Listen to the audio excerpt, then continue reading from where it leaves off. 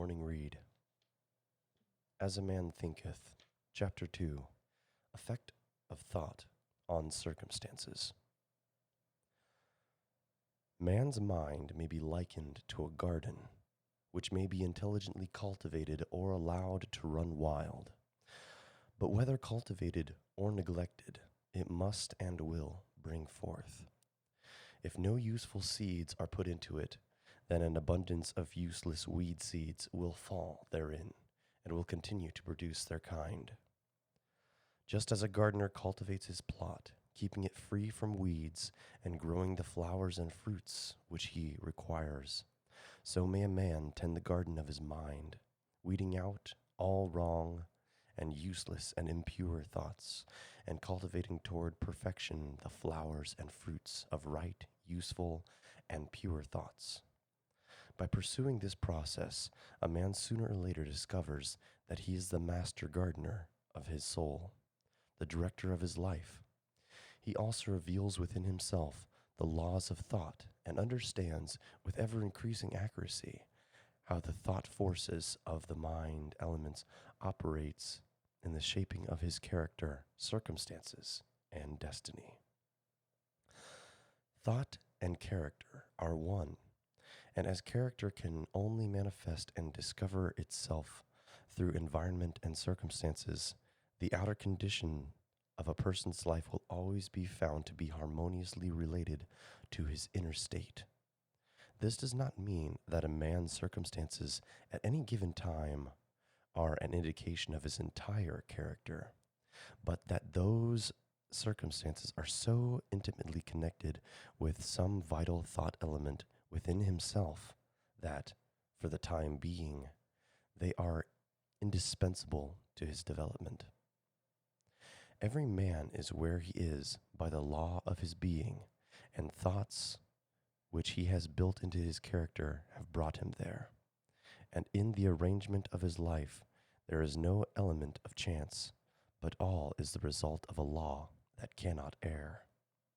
This is just as true of those who feel out of harmony with their surroundings as of those who are contented with them. As a progressive and evolving being, man is where he is that he may learn, that he may grow. And as he learns the spiritual lessons which any circumstance contains for him, it passes away and gives place to other circumstances. Man is buffeted by circumstances so long as he believes himself to be a creature of outside conditions. But when he realizes that he is a creative power and that he may command the hidden soil and seeds of his being out of which circumstances grow, he then becomes the rightful master of himself.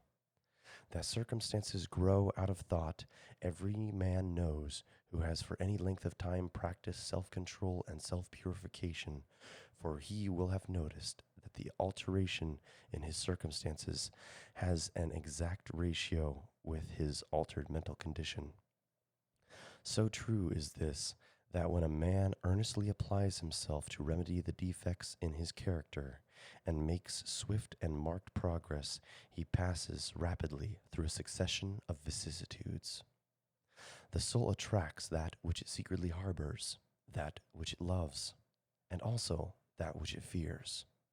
It reaches heights of its cherished aspirations and falls to the levels of its unchastened desires. And circumstances are the means by which the soul receives its own.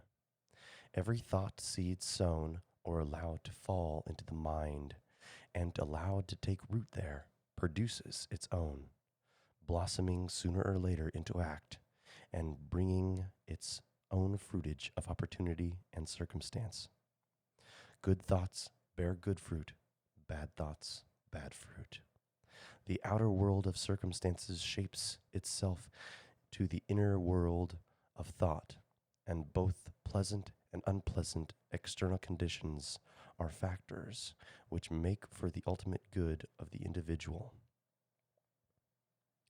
As the reaper of his own harvest, man learns both by suffering and bliss.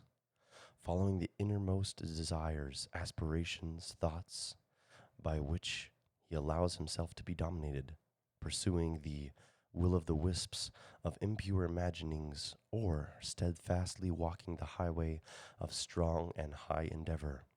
A man at last arrives at their fruition and fulfillment in the outer condition of his life.